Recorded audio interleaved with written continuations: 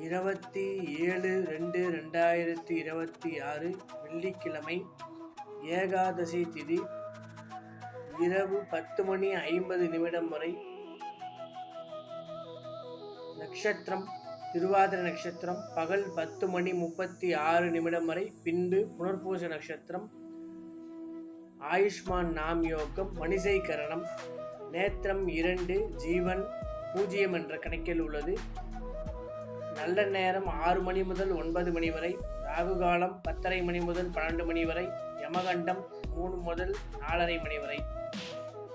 நாளைய தினம் ஆகமலி ஏகாதசி அப்படின்னு சொல்லக்கூடிய ஏகாதசி. பெருமாள் வழிபாடு சிறப்பு. கரி வரதராஜ பெருமாள் அல்லது கரிய பெருமாளை சேவிக்க விசேஷமான யோகங்கள் ஏற்படும்.